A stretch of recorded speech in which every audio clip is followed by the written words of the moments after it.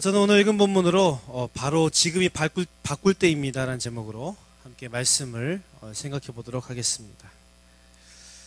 요즘 우리나라를 휩쓰는 이슈 중에 가장 뜨거운 것이 있다면 바로 살인 진드기일 것입니다. 이 살인 진드기는요, SFTS 바이러스, 우리나라 말로 할 때에 중증 열성 혈소판 감소 증후군이라는 을 일으키는 바이러스를 가지고 있어서요, 물릴 경우에 고열, 구토, 두통, 의식장애, 출혈 등의 증상을 보인다고 하는데, 이것에 대한 예방 백신도 없고 또 치료제도 없는 데다가 그 치사율이 무려 30% 정도나 되는 아주 무서운 대상이라고 합니다. 근데 사실 몇 주 전만 해도 이 살인 진드기에 대한 그런 보도는 해외 뉴스란에서만 볼 수 있었던, 우리에게서 아주 먼 얘기에 불과했죠. 그런데 지난주 우리나라에도 이 살인 진드기에 물린 증세의 환자들이 속속 보고가 된 것은 물론이거니와 감염 후에 사망 환자가 발생했습니다. 놀라운 건 이 살인 진드기가 작은 소 참 진드기라는 종류인데, 이 진드기가 우리나라의 어떤 특정 지역에만 있는 것이 아니라 전국에 걸쳐 서식해 있다고 밝혀져서 온 나라가 충격에 빠졌습니다. 그래서 특히나 면역력이 약한 노인들이나 또 어린 자녀들이 있는 집들에서 난리가 났죠. 어느 정도였냐면, 제가 엊그제 아는 분께 이야기를 들었는데요, 그분이 중학교 1학년인 아들을 두었는데 이 아들이 지난주에 소풍을 갔는데 갑자기 학교에 가면서 아빠에게 기도를 부탁했다는 거예요. 이분이 평소와 전혀 다른 모습에 놀랬는데, 근데 어쨌든 너무 기특해서 어떻게 기도해 줄까라고 물어봤더니 이 아들이 살인 진드기에 물리지 않게 기도해 주세요 라고 기도를 부탁했다는 거예요.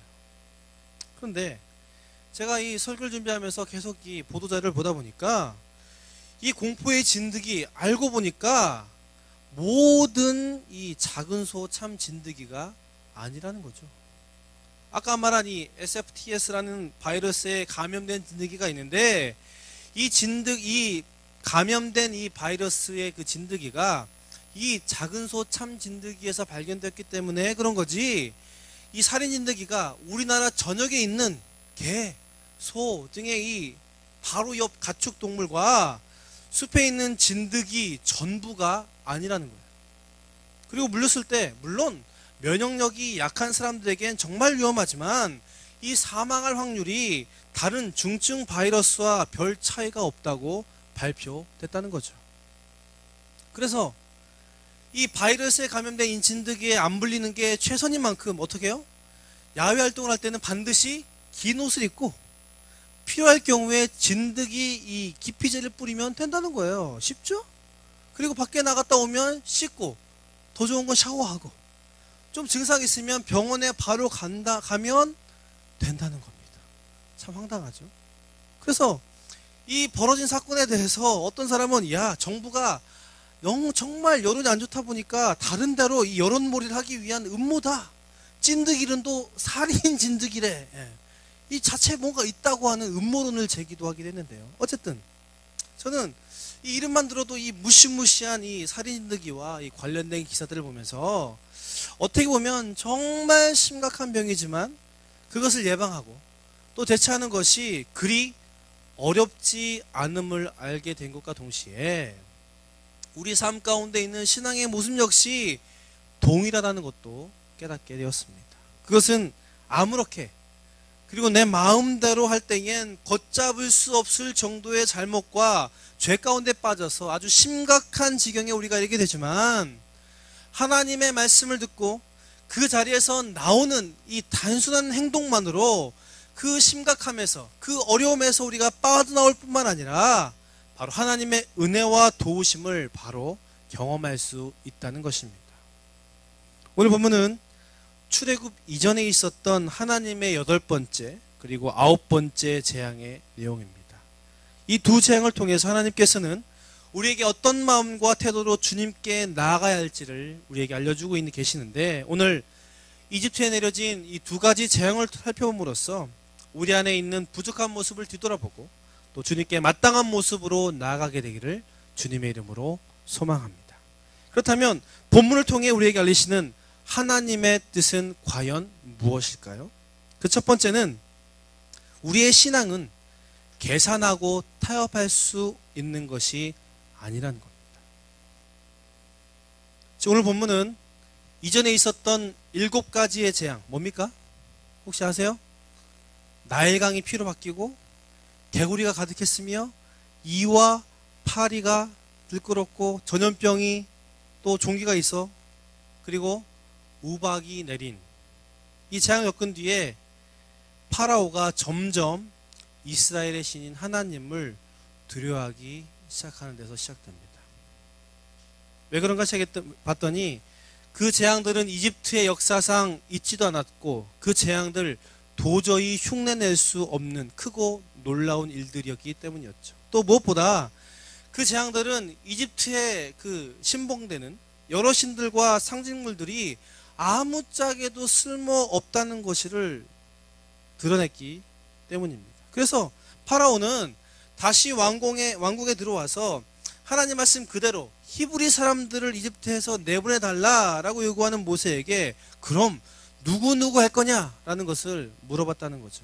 그런데 히브리 사람 남녀노소 모두와 함께 이 양과 소까지 데려가겠다는 이 모세의 말에 이 파라오는 갑자기 돌변해서 콧방귀도 뀌지 않고 성인 남자만 갈 것을 말했습니다. 11절 말씀을 보면 너희는 장정만 가서 여호와를 섬겨라. 또 위에 어떻습니까? 메뚜기 떼와 이 어둠이 가득한 재앙을 겪은 뒤에 더 이상 아무것도 남겨지지 않은 상태에서도 그는 모세의 요구를 그대로 들어주지 않았습니다. 파라오는 어쩔 수 없이 그래 니들이 원하는 대로 히브리 이 사람 남녀노소 다 데리고 가라 라고 허락했지만 히브리 사람들의 소유물인 양과 소는 가져가지 못하도록 했다는 거예요. 24절을 보니까 너희의 양과 소는 머물러 두고 너희 어린 것들은 너희와 함께 갈지니라. 이 파라의 모습은 이전에 있었던 모세의 요구에 씨알도 안 먹히는 것과 비교할 때 조금은 변한 듯합니다. 그러나 그는 더 이상 고집필 이유도 또 여유도 없는 상황 가운데서도 끝까지 계산하고 타협하려는 모습을 보이고 있다는 거예요. 여러분, 파라오가 처음에 그 허락한 장정만 가라라는 말은 어떤 말입니까? 이것은 볼모를 잡은 허락에 불과하죠. 안 보낼 수는 없고 또 보내자니 아깝고 억울하니까 대표만 가라는 거예요. 어차피 히브리 풍습을 보면 이 어른 남자가 그 가족을 대표하니까 다 갈 필요 없고 남자들만 가라. 그리고 또 가족들이 남아야 그들이 다시 돌아올 테니까 그렇게만 하라는 거죠. 마치 예전에 미국 비자를 받기 아주 힘든 시절에 가족들이 반드시 한국에 남아있어야만 그나마 비자를 쉽게 받을 수 있었던 것처럼 가족들을 볼모로 잡았다는 것이죠. 또 양과 소는 남겨두라는 이 두 번째 그의 허락은 어떤 걸 의미합니까? 반쪽 허락이죠. 그래 가라 가. 그런데 갈 때 가더라도 재산 다 놓고 가라. 맨몸으로 아무런 대책 없이 떠날 테면 떠나봐라 라는 거죠. 멀고 힘든 이 사막의 여정이만큼 니들이 재산과 가축들을 놓고 갈 수 있겠냐? 라는 거죠. 종합해서 무슨 말이에요? 파라오가 이 주판을 튕겨보고 이 얄팍한 계산에 의해 출애굽을 허락했다는 것입니다. 그는 다 망해가는 이 처절한 상황 가운데서도 어떻게든 위기를 모면하고자 노력했지만 뻔히 보이는 이 자기 수준에서 하나님과 타협을 시도했습니다. 그의 노력이 어떻게 볼 땐 가상할 정도죠. 그런데 본문에 나타난 위기 가운데 보인 이 파라오의 계산과 타협이 하나님의 사람으로 살아가는 우리에게도 역시 동일하게 있다라는 사실입니다. 우리가 처한 환경에서 보이는 신앙과 관련한 반응은 크게 두 가지입니다. 그것은 이것만큼은과 이것을 해주시면입니다. 이것만큼은 어떤 것입니까? 딴 건 몰라도 나에게 가장 중요한 것, 절대로 양보할 수 없는 최소치는 하나님 좀 봐주십시오. 양보할 수 없습니다라는 거죠. 일요일 교회 잘 나올 테니까 가족은 아무 일 없게 해주세요. 헌금 꼬박꼬박 할 거니까 직장만큼은, 학점만큼은 건들지 마세요. 다른 힘듦과 고통 몰라도요, 건강만 하게 해주세요. 딴 때는 몰라도 이번만큼은 눈 감아주세요. 제가 이런 말 하니까, 목사님, 이 말은 좀 뭔가가 있고 상황이 조금이나마 괜찮은 사람들이 하는 말이죠. 근데 여러분, 천만의 말씀이죠. 상황이 바뀌면 우리가 요구하는 이만큼의 크기도 바뀌게 마련이에요. 정말 힘들고 가진 게 없다고 이 조건이 사라지는 게 아니죠. 크기가 작아질 뿐이지 하나님 앞에서 양보할 수 없는 것들이 여전히 우리 안에 존재한다는 거예요. 문제는 이런 태도가 언뜻 볼 때 신앙을 지키기 위해서 말하는 것 같지만 엄밀히 따질 때 하나님과 신앙과는 아무런 관련이 없는 타협이요, 버티기라는 거예요.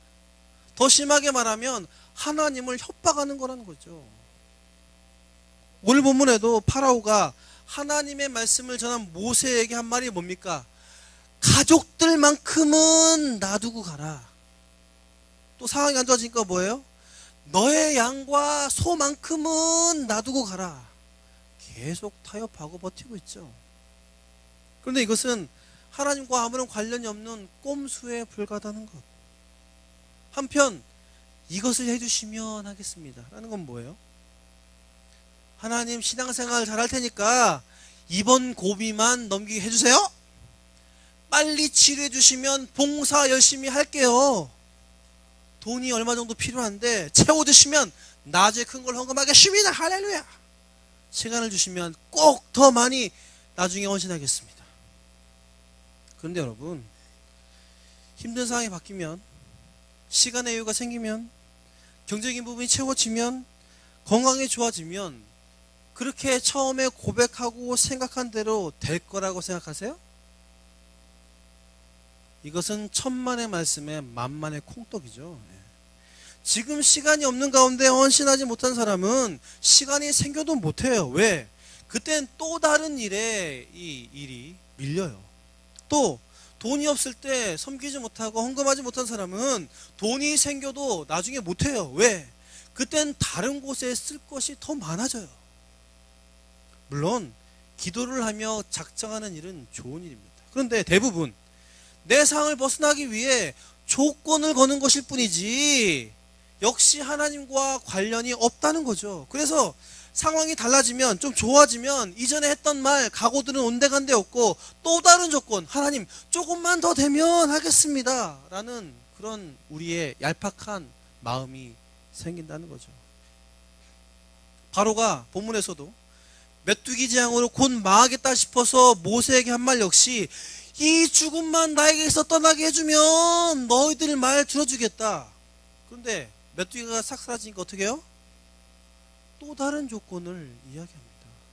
즉 이것만큼과 이것을 해주시면은 있는 것에 대한 태도냐 없는 것에 대한 태도냐의 차이일 뿐이지 내가 가진 인간적인 생각과 욕구, 이것을 전적으로 드러내는 조건과 타협에 대한 핑계라는 사실입니다. 그런데 여러분, 하나님은 타협의 대상이 아니라 순종의 대상입니다. 하나님을 믿는다는 것은 하나님의 말씀을 따르는 것이고, 하나님 말씀을 따를 때에는 나의 계산대로, 나의 생각대로 따르는 것이 아니라 하나님의 생각대로 따르는 거예요. 그래서 순종에는 조건이 없어야 합니다. 단서가 붙이면 순종이 아니에요. 우리가 잘 알듯이 믿음의 사람들이 순종의 사람이었음을 우리가 일일이 얘기하지 않더라도 우린 너무나 잘 알고 있죠. 아브라함 어떻습니까? 아브라함이요, 정말 공부 못하고 생각할 그 계산이 안 돼서 이 서울과 같은 대도시, 아니 뉴욕과 같은 대도시, 이 갈대아 우르에서 떠나서 어디 있는지도 잘 모르는 깡촌 가나안으로 그냥 갔겠어요?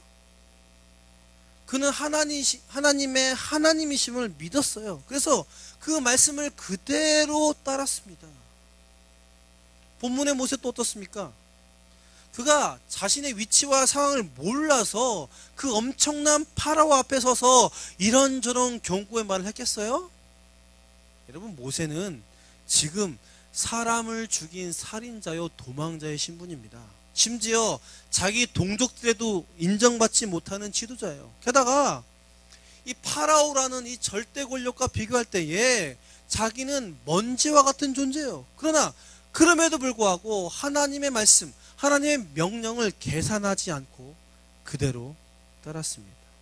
놀라운 건 전혀 원하는 바가 아니었지만 그렇게 하나님의 말씀대로 순종할 때에, 또 따를 때에 하나님께서는 그 하나님의 스케일대로 힘을, 도우심을, 기적을, 은혜를 주셔서 우리를 인도하신다는 겁니다. 그렇기 때문에 우리가 듣고 읽는 하나님의 말씀, 그리고 하나님의 사람으로서의 격려와 권고를 계속해서 리마인드하면서 그 말씀을 담아내고 따르도록 해야 한다는 거예요.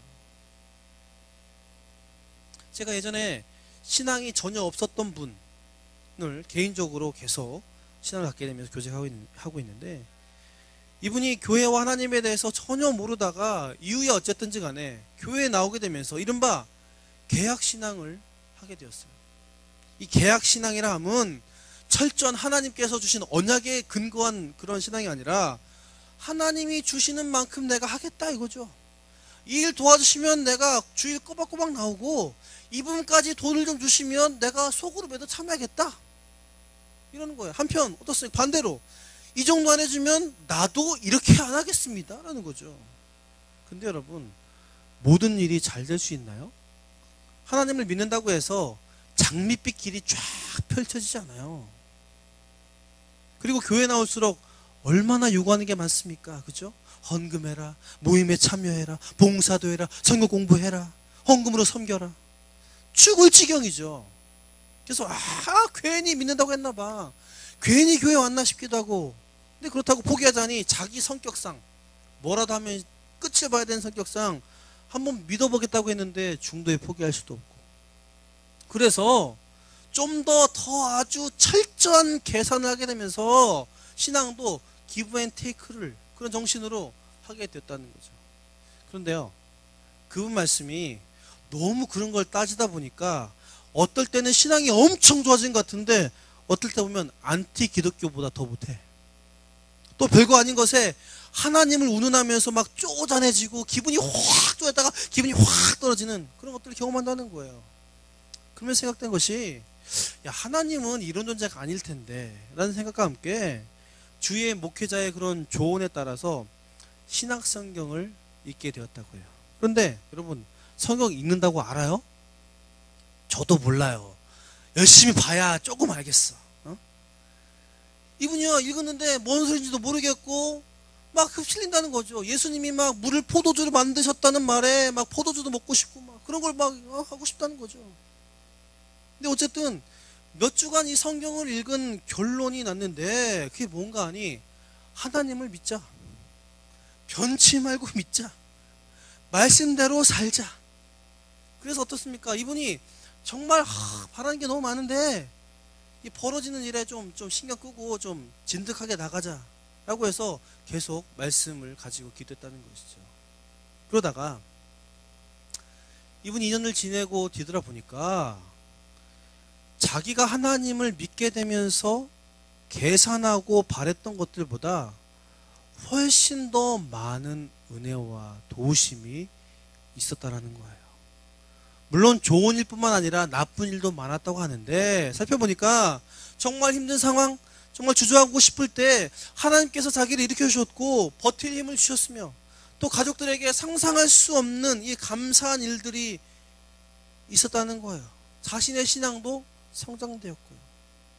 특별히 그분이 직장 상사와 참 안 좋은 관계에 있어서 어떻게든 그 사람을 불편하게 하는 것이 그 회사에 있는 자신의 목적이었는데 성격이 더러워요. 말씀을 읽다 보니까 그건 아닌 것 같아서 잘해주지는 못하겠고 맡았지만 상사 골탕 먹이려고 일부러 안 하던 일을 시작하겠다라는 것이죠. 근데 놀랍게도 그 상사와의 관계가 회복됨을 통해서 자기가 정말 하고 싶어하는 부서와 자리에 그분이 소개시켜줘서 그 일을 감당하게 되었다는 것입니다. 근데 그러면서 그분이 하시는 말씀이, 우리가 하나님에 대한 계산은 반드시 해야 하되 나중에 하는 것이 중요하고, 그 계산 중에 전에 반드시 그 값을 받을 만한 행동, 즉 믿음으로 말씀을 붙잡아 한다는 거예요. 마치 마트에 가서 물건을 계산하기 위해선 어떻게 합니까? 필요한 물건들을 카트에 실어서 집어야 되는 것처럼 하나님의 계산, 즉 은혜를 기대하며 오늘 삶 가운데 말씀을 기억하며 따르는 수고를 해야 한다는 거예요. 사랑하는 여러분, 우리가 매일 우리의 욕심 가운데 하나님께 거는 조건은 하나님께서 우리에게 없애라고 요구하시는 단 하나의 조건입니다. 비록 내 상황으론, 내 생각으론 100% 동의할 수 없고 이해할 수 없는 것일지라도 그 하나님의 말씀을 따르고 붙잡을 때에 하나님의 변함없는, 또 거짓이 없는 그 능력이 우리를 이끌고 채우신다는 사실입니다. 이 시간 나의 계산과 타협이 아닌 하나님의 말씀에 순종함으로 그 은혜가 우리 가운데 풍성해지기를 주님의 이름으로 축원합니다. 한편 두 번째로 말씀하시는 것이 무엇입니까? 그것은 바로 지금 이 순간이 우리의 변화의 기회라는 것이죠. 말씀을 읽다 보니까 계속되는 재앙으로 인해 이집트의 많은 사람들이 하나님을 두려워하게 되었고, 이집트의 고위 관리조차 모세의 요구가 받아들여지기를 바랬습니다. 그도 그럴 것이 이집트의 최고의 자랑이었던 풍요로움이 재앙으로 말미암아 완전히 사라졌기 때문이었죠. 피로 변한 나일강에서 더 이상 수산물들이 잡히지 않았고요.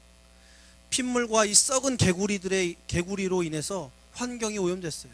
뭔가 자라고 열매 맺을 환경이 아니야. 또 어떻습니까? 이 파리 등으로 사람뿐만 아니라 전염병, 가축들이 괴사했고요. 그나마 있었던 농작물들이 우박으로 모두 없어졌어요. 한마디로 뭡니까? 나라 전체가 완전히 빈털터리가 되었어요. 그런데 다행히 그 재앙이 휩쓸고 간 그 다음에 늦게 올라온 농작물들이 있어서 겨우 이제 입에 풀칠할 수 있을 것 같았는데, 모세의 요구가 받아들여지지 않으면 메뚜기 떼가 있을 것이라고 하니까 이것저것 가릴 때가 아니라는 거죠. 게다가 이런저런 재앙도 겪으면서 어때요? 자신들이 신봉하는 신들이 아무런 쓸모도 없다는 것을 뼈저리게 깨닫게 되었다는 거죠. 그래서 그들은 도저히 있을 수 없는 이 파라오에게 항의하는 일도 하게 됩니다. 7절을 보니까 바로의 신하들이 그에게 말하되, 어느 때까지 이 사람이 우리의 함정이 되리이까? 왕은 아직도 애굽이 망한 줄을 알지 못하십니까? 무슨 말입니까? 여러분, 당시 파라오는 세계 최고의 권력자예요. 더구나 신으로 추앙받던 존재입니다. 그런데 얼마나 이 재앙들이 강하고 참혹했던지 신하들이 파라오고 뭐고 더 이상 가만히 못 참겠다는 것이죠. 좀 정신 차리고 좀 제대로 해라 라고 요구했던 것입니다. 그런데 모세를 통해서 거듭 전해지는 하나님의 뜻을 그가 알았음에도, 또 재앙을 통해서 큰 처참함과 그 자기 신의 무능함을 보고도 이 파라오는 하나님 말씀을 듣지도 받아들이지도 또 그 가운데 돌이키지도 않았습니다. 만약 쓸데없는 가정이긴 합니다만 파라오가 하나님을 믿고 안 믿고를 떠나서 모세의 말을 들었더라면 이후의 일과 이집트의 역사가, 그 왕조가 어떻게 되었을지는 아무도 몰라요. 이처럼 하나님께 속하느냐 속하지 못하느냐, 죄 가운데 떠나느냐 남아있느냐, 또 세상의 고통 가운데 멀어지느냐 여전히 남느냐는 바로 하나님의 말씀을 듣고 그대로 있느냐 돌이키느냐에 달렸습니다. 여러분, 동서양 또 예나 지금이나 사람은요, 죄의 홍수 속에서 살아갑니다. 우리가 죄를 안 지으면 좋겠지만 본성적으로 악하고 또 약하기 때문에 넘어질 수밖에 없어요. 그 누구도 죄에서 자유로울 수 없죠. 그런데 우리가 죄에 너무나 쉽게 무너지고 죄를 밥 먹듯이 지음에도 불구하고 우리가 주님의 말씀을 듣고 그 자리에서 바로 회개한다면, 돌이킨다면 된다는 거예요. 여러분, 다윗이 하나님의 사람으로 인정받았던 이유가 뭡니까? 그것은 하나님의 말씀이 다윗에게 전해졌을 때에 그 즉시 죄 가운데 돌이켰기 때문입니다. 그는요, 말 못할 이 큰 죄를 여러 번 지었어요. 남의 아내를 빼앗고, 그것도 모자라서 그 남편을 죽도록 공모를 했어요. 또 하나님의 명령을 어긴 것이 한두 번이 아니에요. 그러면을 볼 때 다윗은 다른 사람들에게 전혀 뒤지지 않는 큰 죄를 지었고 큰 벌을 받아야 할 사람입니다. 그러나 다윗에게 그를 향한 하나님의 뜻이 전해졌을 때에 그는 곧바로 하나님의 말씀을 받아들이고 그 자리에서 회개했습니다. 따라서 다윗의 위대함은 죄를 안 지어서가 아니라 죄 가운데서 있었지만 하나님의 말씀을 듣고 돌이킨 거예요. 그거 단순히 회개하고 마음을 돌이킨 게 뭐라고 하나님께서는 이런 다윗을 얼마나 기뻐하셨는지요. 주님은요, 다윗을 자신의 마음에 딱 들어맞는 사람이라고 칭찬하시고 도리어 그 나라를 크게 세우셨습니다. 그러기에 우리가 하나님의 말씀을 받아들이느냐, 반응하느냐 못하느냐가 우리에게 제일 중요한 문제라는 거예요. 그런데 우리는 생각하기를 우리에게 있는 문제가 우리가 결단을 못해서가 아니라 하나님의 말씀을 알지 못하고 그 말씀이 나에게 들려지지 않는다는 겁니다. 말씀만 들려지면, 알게 되면 돌이킬 수 있는데 들려지지 않는다는 거죠. 그런데 여러분 생각해 보세요. 여러분에게 그 하나님의 말씀이 없어서 안 들려져서 지금 하던 그대로 어려움 가운데도 죄 가운데 있습니까? 아닙니다. 우리는 그 어느 때보다도 말씀의 홍수 시대에 살고 있어요. 설교, 성경 공부, 셀모임, 큐티, 굳이 찾아서 들으려 하지 않더라도 우린 들을 수 있어요. 계속해서 들려지는 말씀에 다만 우리가 귀 기울이지 않을 뿐. 여러분, 본문에서 바로가 하나님의 말씀을 듣지 못해서 그렇게 이스라엘 백성들을 못 살게 굴고 못 나가게 했습니까? 아닙니다.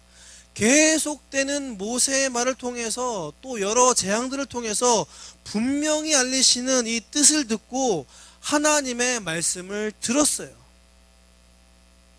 본문의 메뚜기 재앙의 경우만 봐도 이집트에 그런 큰 메뚜기 떼는 있을 수 없어요. 이것은 하나님께서 그에게 주시는 메시지예요. 하나님께서 바람을 이용하셔서 메뚜기를 오게 해서 그들의 마지막 희망인 남은 곡식을 없애버린 것이죠. 그런데 우리가 100번 양보해서 그래요, 메뚜기 떼 있을 수 있다. 기록상 무려 그 메뚜기 떼의 그 길이가 26km나 됐다고 하는데 그 메뚜기 재앙 어떻게 생긴 자연현상이라 하고 양보합시다. 그런데 일어나는 건 그러다 치더라 해. 나중에 논밭은 물론이거니와 집안, 바위 틈새 곳곳에 있던 메뚜기가 단번에 사라진 것은 바로 하나님의 기적으로밖에 설명될 수 없다는 거예요. 또 여러분, 흑암의 재앙은 어떻습니까? 이 재앙은 신앙의 대상으로서 바로에게 있던 최후의 보루, 그 신을 무너뜨린 기적의 일입니다. 역시 하나님께서 주시는 메시지예요. 하나님께서는 흑암을 통해서 당시 이집트 가운데 신봉되었던 이 몸을 굽혀서 궁창을 만들고 있는 하늘신 룻, 하늘을 거쳐 삼아서 해로 얼굴을 나타낸다는 호루스, 일출신 푸타, 테무, 그리고 이집트의 가장 큰 신인 태양 누구? 라라는 그 존재가 아무것도 아닌 것임을 드러내셨어요. 근데 이것까지, 그래, 지금도 며칠 동안 지속되는 이 중동의 모래바람으로 어두워지더라, 이런 자연현상으로 치자라고 한다 하더라도 우리가 부인할 수 없는 것이 이 흑암의 재앙이 있을 때에 이집트인들이 사는 곳에는 흑암이 있었고 바로 옆 이스라엘 사람들이 사는 곳엔 빛이 있었다는 사실로 볼 때 이 재앙은 하나님이 일으키신 재앙이며 하나님이 살아계시다는 것을 부정할 수 없는 사건이라는 겁니다. 그러나 그럼에도 불구하고 파라오는 하나님께 반응하지 않고 그 변화, 돌이킴의 기회들을 넘겨버렸어요. 그러나 사랑하는 여러분, 하나님께서는 심판 중에서도 은혜를 베푸시기 원하시는 주님이십니다. 그렇기 때문에 우리가 어떤 그 상황 가운데 있든지 간에 그 말씀을 듣고 회개하면, 돌이키면 그것만으로도 하나님께서는 기뻐하셔서 우리들을 그 가운데 구원하시고 이끄신다는 거예요. 여러분, 하나님은 계속해서 말씀으로 그 뜻을 알리시며 돌아올 기회를 우리에게 주시는 분입니다. 사람들은 가장 중요한 것들을 비밀로 숨겨서 처리하지만 하나님께서는 그 비밀을 여러 통로를 통해서 계속해서 알리신다는 거예요. 그것이 예배 중에 들려질 수도, 또 샘모임 중에 들려질 수도, 또 사람들을 통해서 알리시되 분명히 알리신다는 것입니다. 그래서 우리가 해야 할 건 바로 지금 그 말씀을 듣고 결단해서 그 길에서 돌이키는 것. 여러분의 신앙 경력이 오래됐다고 해서, 성경을 많이 읽었다고 해서, 또 훈련을 많이 받았다고 해서 그것이 여러분을 이끌지는 못합니다. 지금 깨닫게 하시는 그 말씀에 반응하는 것이 우리를 그 상황에서 나오게 하시며 끝내 이기게 하실 줄 믿습니다. 지금이라도 그 말씀을 듣고 반응하십시오. 그 길에서 돌이키십시오. 늦었다고 생각했을 때가 가장 빠른 때인 만큼 하나님께서 우리에게 알맞은 은혜와 구원의 손길을 그 말씀에 반응하는 우리에게 주실 줄 믿습니다. 그 은혜가 우리에게 가득 넘치기를 주님의 이름으로 축원합니다. 말씀을 맺겠습니다. 몇 주 전에 제가 70에 가까운 어르신들을 만났는데요. 이분은 아주 저와 가까운 분이라서 좀 자주 만납니다. 근데 이분이요, 나이가 많음에도 모태신앙자이고요, 성경에 대해서 모르는 것이 없어요. 저보다 더 많이 아시는 분이에요. 그런데 이분이 젊을 때에 교회와 또 목회자, 또 성도들에게 너무나 많은 상처를 받아서 교회를 등지고 혼자 예수 믿겠다라고 뛰쳐나간 분이에요. 자기만 예수님만 믿으면 된다는 거죠. 왜? 예수님만 믿으면 구원받으니까. 그래서 그리고 아주 모순덩어리가 보이고 또 같지 않은 신자들과 같이 한다는 게 치욕적이어서 더 이상 가고 싶지, 교회에 가고 싶지 않다는 것이 그분의 핑계였어요. 그런데 그분이 교회를 떠나서 혼자 그렇게 살고 믿는 게 쉽지 않죠. 그래서 결국은 자신이 가졌던 신앙에서 멀어지게 되었고, 또 어려운 일을 당하면서 신앙에 대해서 회의를 가지기도 했습니다. 그리고 온갖 잘못들을, 또 차마 입에 담지 못할 방황들을 그분이 하셨어요. 그러면서 계속해서 교회에 나가자는 주의 권고에, 야, 이거 해결되면 내가 믿겠다, 이 어려움이 사라지면 내가 교회 나갈 거다라고 핑계대면서 계속 안 나갔죠. 불과 몇 달 전에만 해도 좀 신앙생활 합시다 라고 얘기하는 저에게 지금의 목 같은 기독교라면 나는 절대로 안 간다, 나는 내가 알아서 할 테니까 이야기하지 말라 라고 이야기하셨습니다. 그런데 몇 주 전 만남 때 제가 의례적으로 교회 나가고 이제 예수님 좀 제대로 믿읍시다 라고 농담을 던졌는데, 예전 같으면 저의 농담에 기독교를 막 비판하고 성경에 대해서 이런저런 새로운 이야기를 하시던 분이 정색을 하시면서 내가 너무 많은 죄를 지었기 때문에 너무 부끄러워서 주님께 나아갈 수 없다 라고 말씀하시는 거예요. 아예 예수님을 몰랐으면 모를까, 알면서 그렇게 믿음을 지키지 못해서 자격이 없노라고 저에게 말씀하셨어요. 그러면서 지금이라도 믿으면 될라나?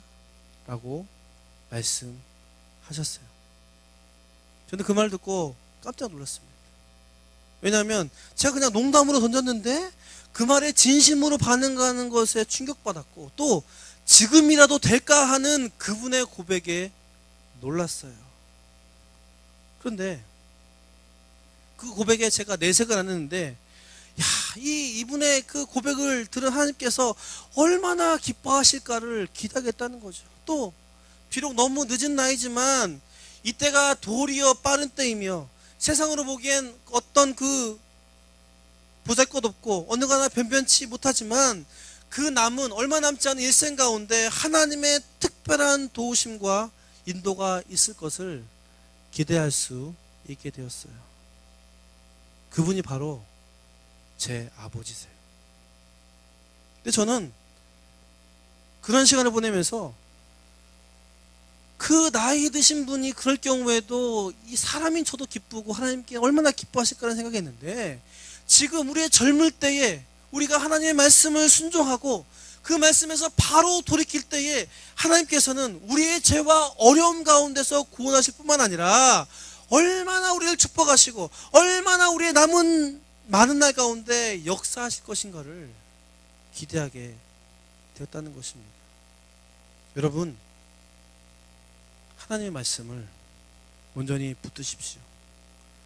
그리고 여러분이 어떤 모습과 어떤 상황이 있더라도 그 말씀에 반응해서 돌이키십시오. 바로 지금 이 순간이 변화될 때이며, 지금 우리의 삶이 하나님의 은혜를 경험할 때입니다. 모든 게 갖춰진 것 같지만 여전히 출애굽이 필요한 우리의 삶 가운데 부족함, 건강, 가족관계, 학업, 취업 등 하나님께서 이렇게 주님께 나아가고 돌이킨 자에게 그 손을 펼쳐서 놀라운 이 출애굽의 기적을 동일하게 우리 삶 가운데 일으키실 줄 믿습니다. 그 은혜가 우리 모든 삶 가운데, 또 특별히 이번 주 가운데 넘쳐나기를 주님의 이름으로 축원합니다.